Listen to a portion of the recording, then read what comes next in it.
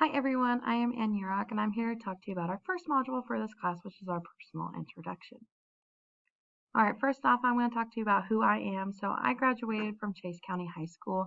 I received my associate's degree from Cloud County Community College in Business. I then received my bachelor's degree from Kansas State University in Secondary Education Business. I'm currently in my 5th year teaching. All my 5 years have been at Hope Schools in Hope, Kansas, which we are a pre-K through 12 building with roughly about 100 students in it. I currently teach 8th through 12th grade business. I'm the head junior high girls volleyball coach. I'm the assistant high school girls basketball coach. For the past 4 years, I have been the head junior high girls coach. I am the assistant track coach, FBLA advisor, junior class sponsor, and summer weights supervisor. I have included some pictures about myself. On the right here is one of my junior high girls basketball teams when we won league. And then the bottom right here is when I was the assistant high school volleyball coach and we were state runners up in 2019. The bottom left here is my family. They're my true inspiration on becoming a teacher. We are also big K-State fans. In the middle here is a picture of me and my dog Dolly. And then lastly on this top left is a picture in my most recent purchase, which is my new home that I have purchased in the last year. So what has been my biggest challenge during the pandemic? Which is mine is that the sense of normalcy. I think we're trying to get back to normal as much as we can. I've done a lot in my coaching styles just to try to make it seem like we're normal. A lot of our students haven't seen normal for about 2 years now. I think another big challenge is trying to teach our in-person students and quarantine or at-home students at the same time. I think it adds more overall stress to us as teachers to teach both platforms at the same time. So what I've learned about myself in the past year is that it takes a tribe to run our small school, and we thrive on collaboration when we're trying to reach a goal. Also, I think I wear a lot of hats within our school. I never really realized how much that I did until people started commenting on it. Lastly, an administrator's job is never easy, and especially now we see it a lot in the pandemic, how hard their job can be. First on here is types of mindsets. So we have all students can learn teacher collaboration over isolation and happiness and optimism. So I agreed with the research on this. The leaders can believe that all students can learn and will not stop searching for ways to connect, support, and reach all our students. The best way a school can improve this is through collaboration, which will promote teamwork to help boost morale and push the school in a positive direction. This leads to knowing that the positives outweigh the negatives no matter what the situation is. When the staff is happy, that reflects into the learning of the students and their positivity. Mindsets are what help guide principals in their actions. Dispositions and what types? We have confidence, risk taker and decisive, sense of humor, empathetically assertive, and learner.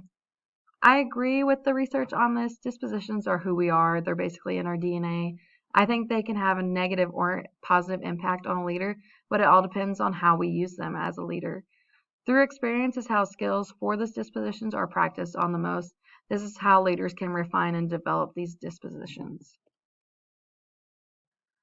Types of practices, we have focus, prioritizing, examining, feedback, and data, and emotional intelligence. I agree with the research on practices. Practices feed off the knowledge and skills we gain from our mindsets and positive dispositions. Practices work on the application of mindsets and the disposition skills. Using these practices need to be like secondhand nature to us so that there is more consistency of the use of them. By using practices help us evolve through challenges and positive experiences. So then there are 8 principles of ethical leadership. We have personal courage, public interest ahead of self, self-control, self-discipline, and integrity, task and employee-centeredness, recognizing talent, requiring high ethics from everyone, and then sensitivity and understanding, and lastly, inclusiveness. I agree with the research on this. They are a good platform of guidance for how to use the practices in the schools. This have become a key practice within public schools. I also think they help build the relationship between the principal, the school, and the community. So a critique on myself. Um, I think all of them are a key role in decision making. After going through all this, it made me think about what strengths and weaknesses I have as a leader and educator. My strongest mindset is teacher collaboration because I believe that teamwork makes the dream work. In decision making, this can help me hear different points of view and work towards a goal with others. With working in a small rural school, it takes a lot of us to accomplish our school's goals. Confidence comes by experience and doing. I build the confidence so that it helps me make my decisions without hesitation. This also ties into being a risk taker. I think I put this into action most with my coaching when I make a lot of choices like during games. I also try to treat everyone with the respect I want to see, and I try to motivate them also.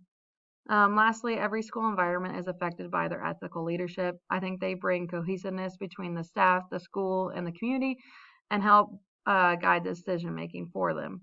I do see a majority of the principles I use a lot in my mentor group currently in our school. I think one of the main weaknesses I see out of all these is that the feedback and data I don't use as much so that I would have reflection on lessons that I have in the classroom. The changes I would do to become a more highly successful leader would be connect and reach out more to all of my students, be more confident in my decision making so I'm not second guessing as much, find more of an equal balance between being patient and being persistent. Being able to say no is a big one. Um, Being able not to say no has made me wear all the hats that I do today. And lastly, build more on my leadership style around ethical principles practice. So next, support the educational success and well-being of each student and adult. I think all of these that we've talked about support the success of every student by making sure that they're getting a chance to learn to their fullest potential. They also support the success of adults by guiding them to better themselves, their practices, and making the best decisions for every student. For both, it helps to have positive environments and learning opportunities for everyone. So lastly on here is our correlation. This assignment correlated with the objective by making us look at various mindsets, dispositions, and practices, and ethical practices that could be used now or in the future as leaders. It also gave us examples of how this would look like and how we can get educational success from everyone. And then our relevancy. So this assignment was relevant to my current learning by making me delve into my current mindsets, dispositions, practices, and ethical principles. It also showed me through examples on how I can apply all these in my future as a leader. And then lastly, our personal reflection.